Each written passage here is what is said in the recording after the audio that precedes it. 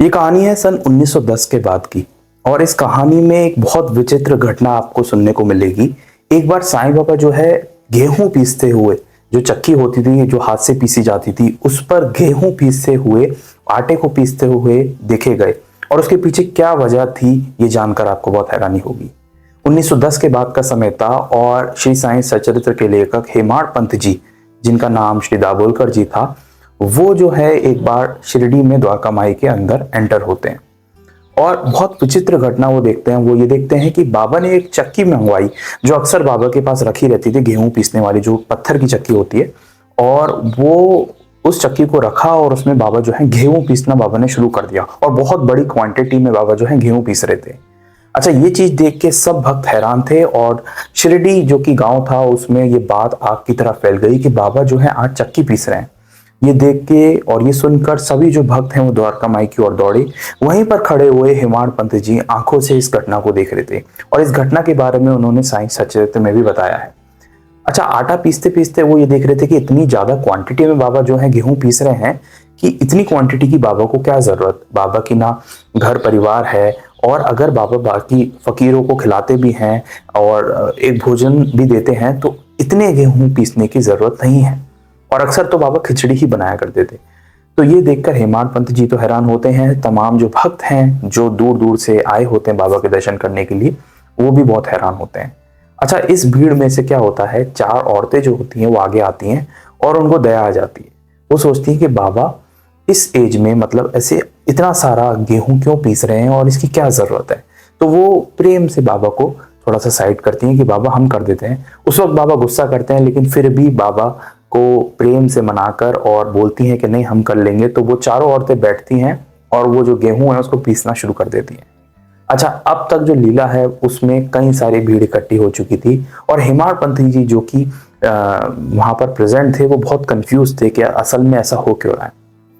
अच्छा, वो जो औरतें हैं उन्होंने जब गेहूं पीस लिया उसके बाद उन्होंने सोचा कि अब इस गेहूं को हम आपस में, आटे को आपस में बांट कर ले जाते हैं, क्योंकि बाबा का तो कोई घर बार है नहीं और बाबा ने ये हम लोगों के लिए ही पीसा होगा।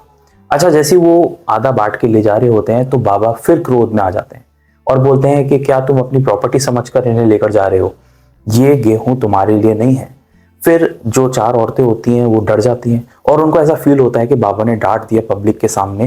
तो थोड़ा सा उनको ऐसा लगता है, बुरा लगता है कि नहीं बाबा ने ऐसा क्यों कहा। फिर बाबा की टोन एकदम चेंज हो जाती है।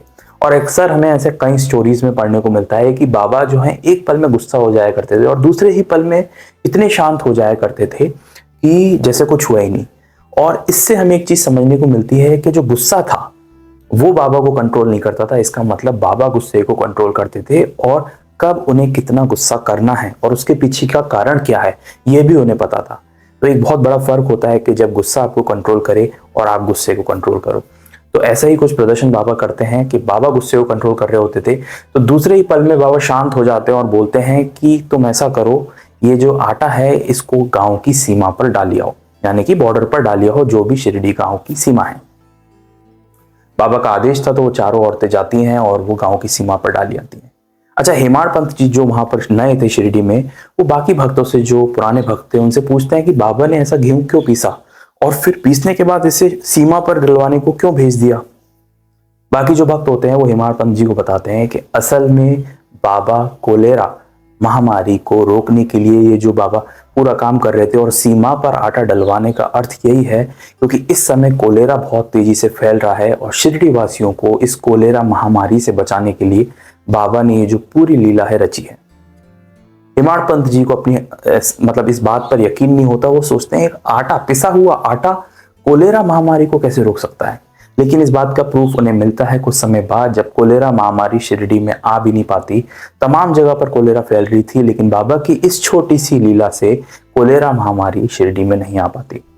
ये देख के वो हैरान तो होते हैं, लेकिन उन्हें एक बात समझ में आती है, असल में वो आटा नहीं था जिसने कोलेरा को रोका। बाबा की ये लीला थी, बाबा का आश्वासन था और बाबा की ही कृपा थी कि जो उस आटे के रूप में आई है और जिसने इस आटे को, इस साधारण आटे को भी मजबूर कर दिया महामारी, कोलेरा महामारी, इतनी बड़ी महामारी को रोकने के लिए कि एक छोटा सा आटा भी दृढ़ सोल्जर, एक दृढ़ सिपाही बनके खड़ा हो गया सीमा पर शिरडी के, जिसने इस महामारी को फैलने से रोका। तो वो बस एक निमित्त था, बस एक मीडियम था जिससे बाबा ने अपनी लीला का प्रदर्शन किया और उस कोलेरा को रोका। असल में आटे से ज्यादा जरूरी था बाबा का आश्वासन और उनकी कृपा, जो कि आटे के थ्रू हुई। इसके बाद से हेमाड पंत जी ने इस लीला को, इस आंखों देखी लीला को अपनी साईं सच्चरित्र में भी लिखा, और जिसकी वजह से कई लोगों को इस लीला के बारे में जानने का मौका मिला।